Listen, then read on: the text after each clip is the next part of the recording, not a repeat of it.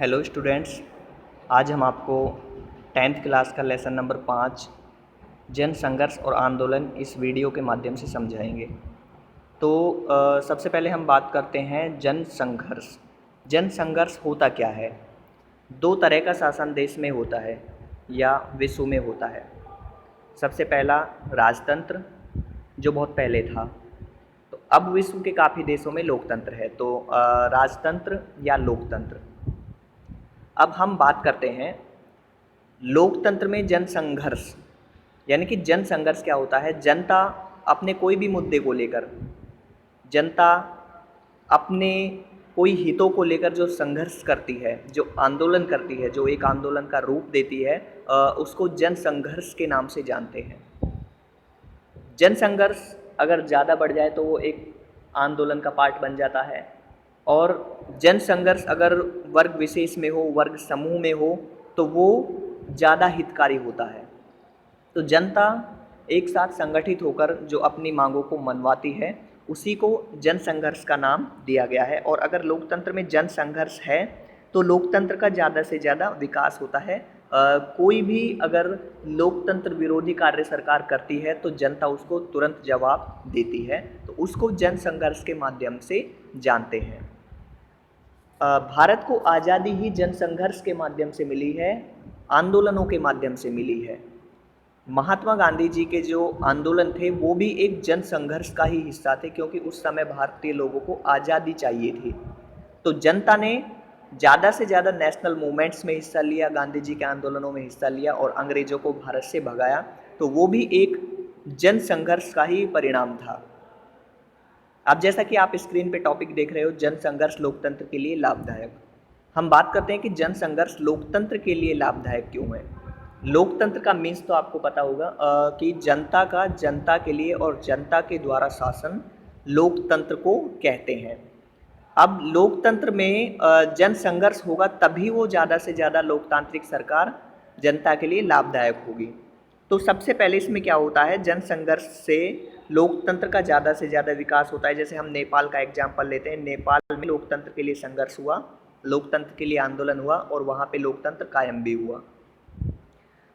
दूसरा, बहुत सी समस्याओं का समाधान होता है, जनता की विभिन्न बातों का समाधान होता है। जनता कोई भी निर्णय को लेकर पहुंचती है।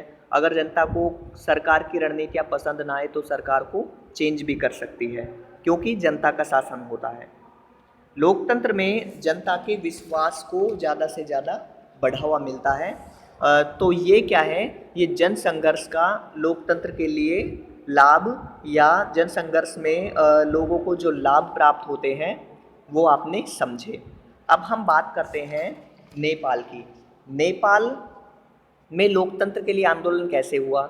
नेपाल में भी क्या था, नेपाल में 1990 तक राजतंत्र था। 1990 में वहाँ पर लोकतांत्रिक शासन की स्थापना हुई। जैसे नेपाल एक तीसरी लहर के देशों का एग्जाम्पल है। तो तीसरी लहर के देशों से हम तात्पर्य उसको समझते हैं जैसे वो देश जो उपनिवेशवाद, तानाशाही और राजतंत्र में, यानी कि राजतंत्र के खिलाफ लोगों ने औपनिवेशिक शासन से मुक्ति पाई थी और वहाँ पर 20वीं सदी के मध्य में लोकतंत्र की स्थापना की। तो उसको तीसरी लहर के देशों के माध्यम से जानते हैं, जैसे नेपाल है। नेपाल में 1990 में लोकतांत्रिक शासन की स्थापना हुई और इसके अलावा नेपाल का राजा ज्ञानेंद्र सिंह था। उन्होंने 2005 में नेपाल की निर्वाचित संसद को भंग करके, जो जनता के द्वारा निर्वाचित जो संसद थी उसको भंग करके सारी शक्तियां राजा ज्ञानेंद्र सिंह ने अपने हाथों में ले ली। तो राजा के खिलाफ ये जन संघर्ष बन गया। नेपाल के लोगों का उद्देश्य ये था कि देश में लोकतंत्र को दोबारा से कायम किया जाए। तो 2006 में नेपाल के 7 राजनीतिक दलों ने मिलकर एक गठबंधन बनाया, जिसको SPA का नाम दिया गया, यानी कि 7 पार्टी अलायंस। तो इस गठबंधन का उद्देश्य क्या था? नेपाल में लोकतंत्र को दोबारा से लाना और कायम करवाना था। तो SPA के माध्यम से नेपाल में SPA के नेताओं ने माओवादी जितने भी संगठन थे ना वो एसपीए के माध्यम से मिल गए और उन्होंने औपनिवेशिक शासन के खिलाफ, राजा के शासन के खिलाफ उन्होंने जन संघर्ष कर दिया। लोग आंदोलन करने लगे, सड़कों पर उतर आए, लाखों की संख्या में वो लोकतंत्र को दोबारा से कायम करने की मांग करने लगे। तो ज़्यादा से ज़्यादा लोगों ने ये एक जन आंदोलन का रूप दे दिया और कम से कम 21 अप्रैल वाले दिन, 21 अप्रैल 2006 वाले दिन कम से कम 3 से 5 लाख आंदोलनकारियों की संख्या बढ़ गई और उन्होंने राजा को अल्टीमेटम दे दिया कि उन्होंने राजा को टाइमिंग दे दी कि अगर आपने लोकतंत्र को दोबारा से कायम नहीं किया या आपने सरकार को यानी कि लोकतंत्र, नेपाल के शासन को अगर लोकतंत्र के या जनता के हाथों में नहीं दिया तो हम ऐसे ही आंदोलन करते रहेंगे और अपनी मांगों को मानते रहेंगे। तो आखिर में नेपाल के राजा ने उस मांग को मान लिया और 2006 में उन्होंने संसद को बहाल कर दिया और अपने राजतंत्र शासन को वापस ले लिया और वहाँ पर दोबारा से लोकतांत्रिक शासन की स्थापना हो गई। तो इस वीडियो के माध्यम से आपने नेपाल का एग्जाम्पल पढ़ा, जो नेपाल में जन संघर्ष हुआ था और वो एक आंदोलन का रूप भी बना।